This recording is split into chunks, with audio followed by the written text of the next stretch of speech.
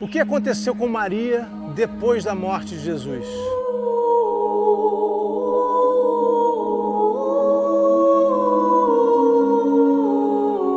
Onde ela passou seus últimos dias? Onde Nossa Senhora foi enterrada?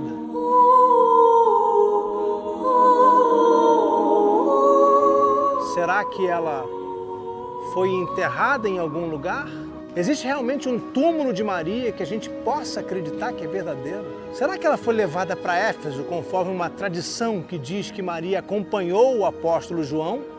Ou ficou aqui em Jerusalém? Como a gente sabe que ela estava na festa de Pentecostes, no dia em que os apóstolos falaram em línguas e receberam o Espírito Santo? O Jornada Infinita vai investigar a fundo os últimos dias de Maria. Aconteceu uma dormição, uma assunção? As duas coisas são possíveis? A gente vai à Abadia da Dormição, onde há uma imagem em um lugar onde se acredita que o corpo de Maria foi colocado. Eu vou mostrar para vocês também o túmulo de Maria, nessa igreja grega ortodoxa, que há séculos e séculos é um lugar de peregrinação. Esse aqui é o Vale do Rio Quidron, o Vale do Rio Cédron, também conhecido como Vale do Julgamento Final. Uma tradição muito antiga nos traz a esse lugar, dizendo que o Apocalipse vai acontecer aqui, o dia do julgamento final, quando Deus vai descer para julgar todos os humanos e decidir o que fazer com suas almas. E há uma tradição no judaísmo, no cristianismo e também no Islã que diz que quem foi enterrado aqui vai ser julgado primeiro e vai chegar primeiro ao céu. Aqui do lado, gente, tem a Porta do Leão, também conhecida como Porta de Santo Estevão, uma referência àquele que é conhecido como o primeiro mártir do cristianismo. Hoje, ela leva ao bairro muçulmano da cidade velha de Jerusalém. Em Atos dos Apóstolos, Estevão é descrito como um dos helenistas, ou seja, um dos cristãos de influência grega, um dos 7 primeiros diáconos.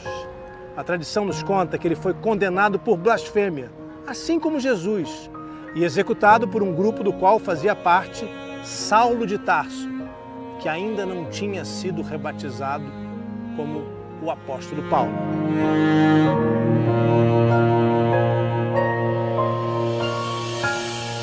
E como aqui em Jerusalém é tudo muito próximo e conectado, bom, eu estou diante de uma rua importantíssima que corta o Vale do Rio Cédron, perto do túmulo de Maria, e aqui está a igreja de Santo Estevão, onde uma tradição nos diz que o primeiro mártir foi apedrejado até a morte.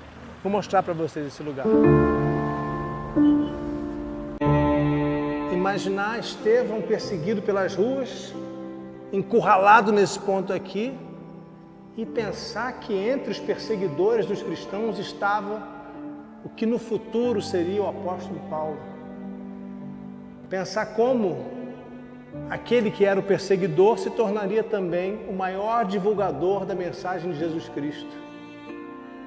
E a importância de Estevão, muito mais tarde, vai ser entendida também como a importância de todos os mártires cristãos, aqueles que morreram por defender a mensagem de Jesus. Isso vai acontecer também com o apóstolo Tiago, que os evangelhos nos apresentam como irmão de Jesus, com o apóstolo Pedro, morto no incêndio, supostamente por causa do incêndio, porque Nero acusou os cristãos pelo incêndio, em Roma, e o próprio Paulo, que depois também vai ser martirizado em Roma. E é interessante a gente pensar que o apóstolo João não virou mártir. Livre do pecado original, Maria teria sido poupada do sofrimento da morte. Morreu dormindo ou sem qualquer forma de sofrimento. Essa é a tradição que para as igrejas do Oriente é a dormição de Maria, a dormição da Theotokos, a portadora de Deus, que mais tarde vai ser entendida como a mãe de Deus. Uma tradição diz que os apóstolos, todos menos Tomé, foram transportados instantaneamente de diferentes partes do planeta no momento da dormição, e teriam sido eles que realizaram o enterro de Nossa Senhora. No terceiro dia, ao abrirem a sepultura para a veneração, não encontraram o corpo. Maria teria subido aos céus, de corpo e alma. Mas por que a subida de Maria aos céus é conhecida como Assunção e a de Jesus é Ascensão? Os primeiros cristãos entenderam que Jesus ascendeu por sua própria força, enquanto Maria foi conduzida, portanto, assunta, levada ao reino dos céus.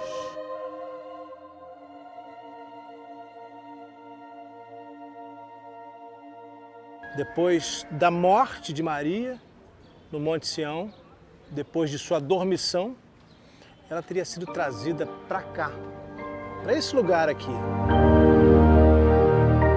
No Vale de Josafá, o Vale do Julgamento Final, bem abaixo dos muros de Jerusalém, onde todo judeu desejaria ser enterrado. E essa tradição da Igreja Ortodoxa Oriental, que em certo momento já foi relacionada e ligada à Igreja Católica, no tempo em que todas faziam parte da mesma igreja, nos traz até esse lugar aqui. Esse é o lugar que a gente pode dizer com mais certeza que é o lugar onde Nossa Senhora passou seus últimos dias.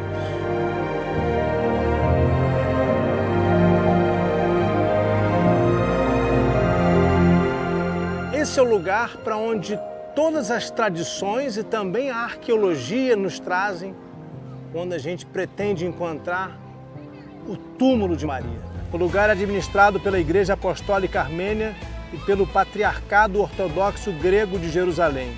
A única parte importante que sobrou foi essa imensa escadaria. Ainda que a gente tenha muitos documentos cristãos e muita tradição nos trazendo até esse lugar, a gente precisa entender que ele precisou ser reencontrado depois de muito tempo. Porque foram diversas invasões de Jerusalém. A cidade trocou de mãos muitas vezes.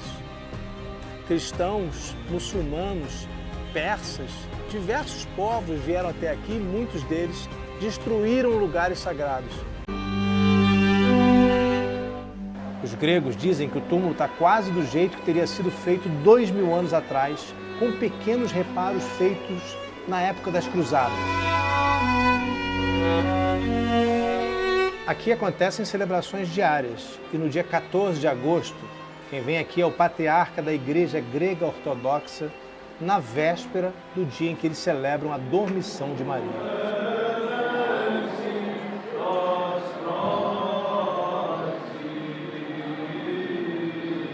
Eu conversei com a senhora que cuida do túmulo de Maria aqui e ela me explicou. Exatamente, ela está me explicando que aqui tem uma imagem da dormição e que é uma tradição muito antiga as pessoas passarem por baixo dessa imagem. Tradição é tradição, a gente tem que cumprir. Vocês estão reparando como é que o teto aqui é todo manchado de preto? Todo cheio de marcas de velas, muitos e muitos séculos. Pode existir tradição mais antiga do que essa? Esse é o lugar mais antigo de que a gente tem notícia sobre um túmulo dedicado a Maria.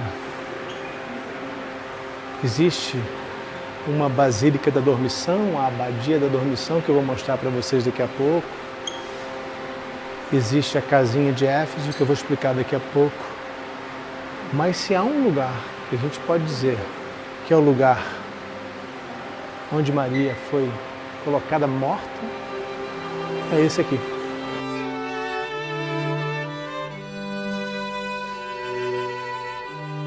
A cripta bizantina fica num prédio em formato de cruz e decorado com muitos quadros, lanternas e candelabros. Uma das obras mais impressionantes é o Panagia Hierosolymitissa, essa imagem em alto relevo de Maria, considerada pelos cristãos ortodoxos como a padroeira de Jerusalém. A tradição aqui diz que esse trabalho foi feito sem a ajuda de mãos humanas, de forma misteriosa, e que tem poderes especiais.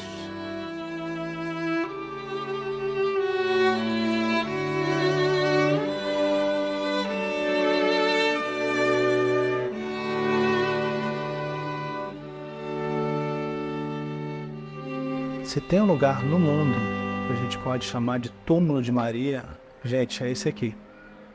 Mais antigo. Se há algum lugar que a gente pode acreditar que o corpo da mãe de Jesus foi colocado, eu estou diante dele aqui em Jerusalém.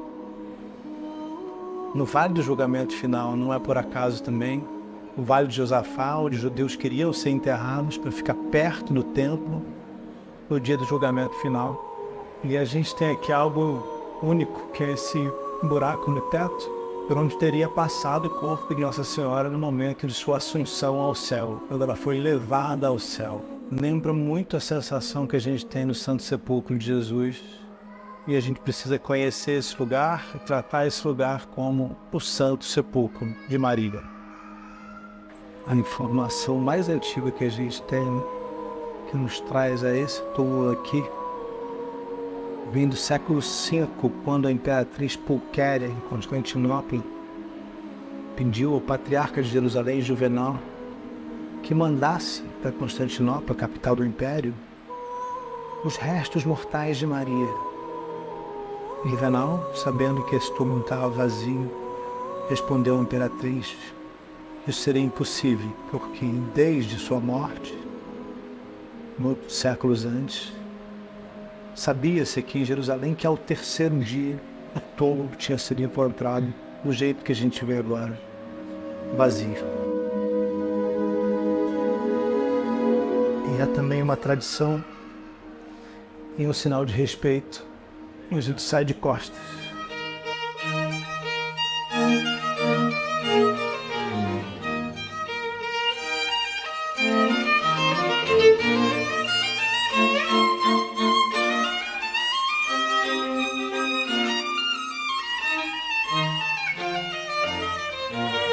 Você já ouviu falar em status quo? A gente mostrou aqui no Jornada Infinita a história de uma escada na fachada da Basílica do Santo Sepulcro que ficou ali parada no tempo. Não faz parte do projeto arquitetônico, mas não pode ser retirada de lá, porque o status quo é um acordo para a preservação compartilhada de locais sagrados de Jerusalém e precisa ser respeitado. Qualquer mudança nesse status quo tem que ser feita em acordo entre as diferentes denominações cristãs. A escada na Basílica do Santo Sepulcro é só um exemplo do status quo. O túmulo de Maria, aqui em Jerusalém, também faz parte desse acordo. Como eu estava dizendo para vocês, existe uma outra tradição muito forte que diz que Maria foi para Éfeso, na atual Turquia, antigamente a Ásia Menor, acompanhando o apóstolo João. Vamos lá, vamos entender isso. De onde vem essa tradição? No Evangelho de João está dito que Jesus pede a um de seus discípulos, o discípulo amado, que cuide de sua mãe. E o Evangelho diz que, de fato, sua mãe foi com ele. Mas por quanto tempo Maria ficou com esse discípulo? Primeiro, era João? Não sabemos. A tradição é só uma tradição porque os Evangelhos não falam quem era esse discípulo. Há, inclusive, hoje uma linha de pesquisa que diz que talvez esse discípulo amado fosse até Maria Madalena. E por que não Pedro? E por que não outro apóstolo? É uma tradição antiga, mas sem qualquer comprovação arqueológica ou histórica, e deve grande parte de sua popularidade às visões da freira Anna Catherine Emmerich. De acordo com as visões da freira, que foram compiladas por um poeta, Clemens Brentano, e depois ainda editadas por um reverendo, Maria teria viajado com o apóstolo João até Éfeso. Era uma época de perseguição aos discípulos de Jesus. Lá, segundo essa tradição, Maria teria passado seus últimos dias. As visões de Anne-Catherine Emmerich permitiram que o padre francês Julien Gouillet localizasse uma casa no final do século XIX que, segundo ele, era a casa de Maria. Se tornou um importante lugar de peregrinação, embora nunca tenha sido reconhecido oficialmente pelo Vaticano. A casa é até visitada pelos papas, mas como um lugar de devoção e não histórico.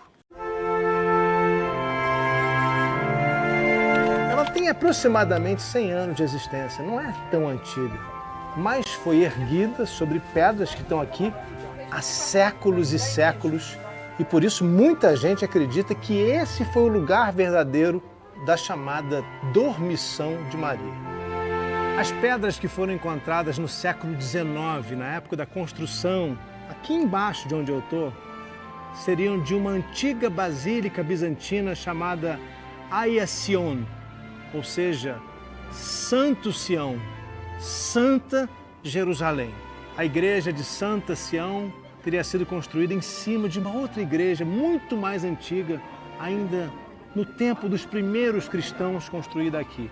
Só que essa basílica foi destruída no ano de 614. Foi quando os persas conquistaram Jerusalém. Depois, os cruzados ergueram aqui uma igreja ainda maior, a Santa Maria no Monte Sião.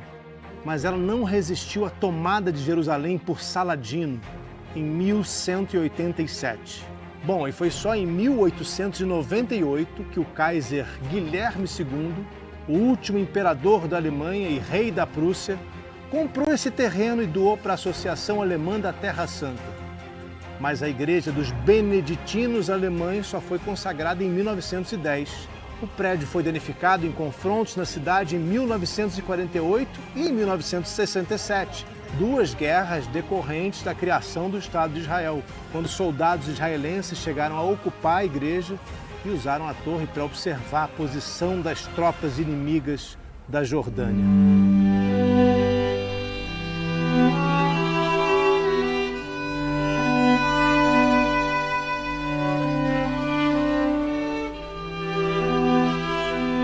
O que impressiona muito nossos olhos são os mosaicos, a beleza desses mosaicos. Aqui onde eu estou, exatamente aqui embaixo de mim, no chão, tem um que é muito impressionante e muito simbólico. Aqui tem os símbolos da criação, tem também os símbolos do zodíaco, isso mesmo, trazendo a gente para uma ideia de astronomia, zoroastrismo, que vai se conectar com a moderna astrologia. Tem aqui também referências aos apóstolos e ao Antigo Testamento, o livro dos Provérbios.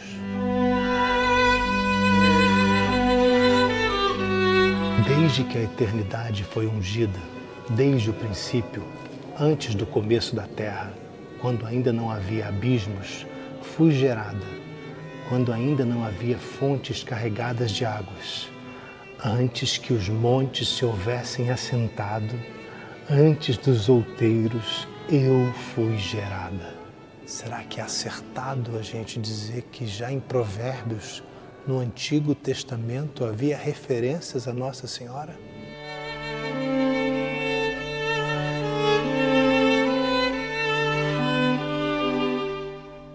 Olha que interessante, no momento em que a gente chegou aqui, quando o Jornada veio aqui mostrar para vocês a Basílica da Dormição, ela acaba de ser reinaugurada, passou muito tempo em obras.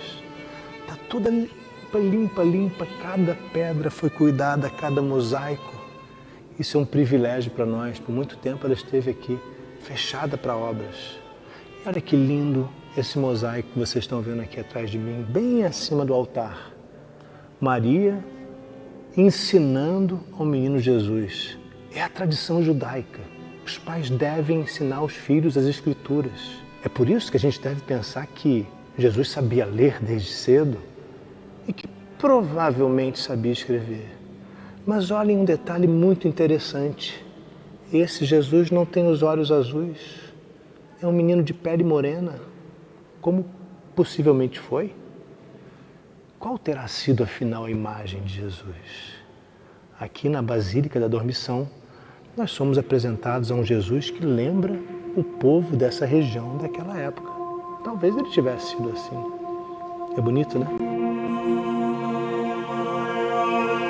O grande João Batista, que nos é apresentado como um parente de Jesus, mais do que tudo, religiosamente conectado a Jesus, seu antecessor.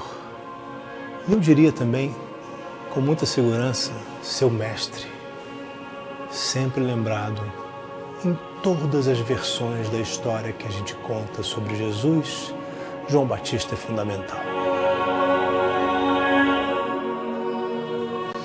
Aqui é interessante, nesse mosaico a gente vê a atribuição da origem de Jesus ligada ao rei Davi através de sua mãe, como nos diz o Evangelho de Lucas, nos dando a entender que talvez Jesus descendesse de Davi pelo lado de São José e também pelo lado de sua mãe.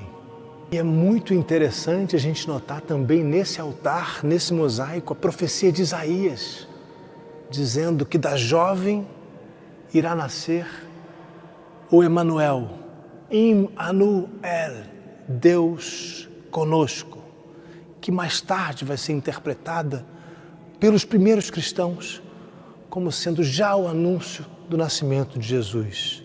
Sim, o anjo Gabriel vai mudar seu nome, não será mais Emanuel, que é um nome simbólico, e sim Jesus, um nome comum de seu tempo.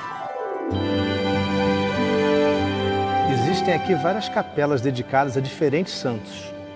São Vilibaldo, um bispo beneditino inglês que visitou a Terra Santa em 724.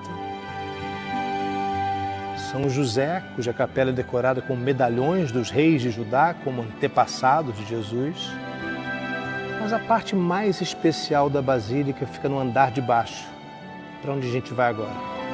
A ideia de dormição é muito bonita e interessante. Fala de um tempo muito pequeno, que é o tempo entre a morte e a Assunção de Maria. Significa o sono em paz ou a morte sem sofrimento. Assim acredita-se que tenha sido o fim da vida de Maria. E para essa tradição, tudo aconteceu aqui. Essa cripta subterrânea tem o formato de um útero, onde está um altar com uma estátua de Nossa Senhora. Dormitio Sancta Maria, a dormição de Santa Maria. Para muitos cristãos, foi exatamente nesse lugar aqui, o leito de morte de Santa Maria, a mãe de Jesus. Aqui, exatamente aqui, seu corpo teria sido colocado antes da chegada de Jesus Cristo para levá-la em direção ao céu.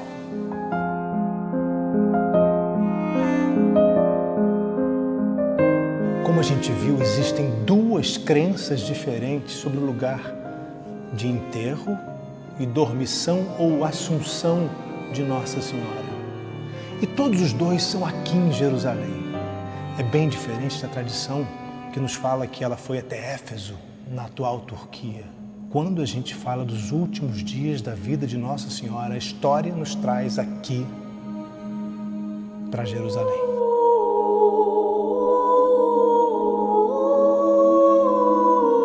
Foram precisos quase 2000 anos. Só em 1950, o Papa Pio XII proclamou o dogma da Assunção de Maria. Maria teria morrido como um ser humano comum, como Jesus também morreu. Mas ao terceiro dia, assim como Jesus, teria sido assunta ao céu. A ideia da dormição, que vem das igrejas cristãs do Oriente, acaba coincidindo com o dogma da Assunção, porque afinal de contas, o que os cristãos entendem é que Maria foi levada aos céus. Esse é um dos grandes mistérios da história do cristianismo. E a gente agora, que já sabe a história, pode dizer que tudo que a gente está falando aqui aconteceu bem atrás de onde eu estou agora. Se você quiser estudar comigo, vem conhecer os cursos do Jornada Infinita. Os links estão aqui na descrição.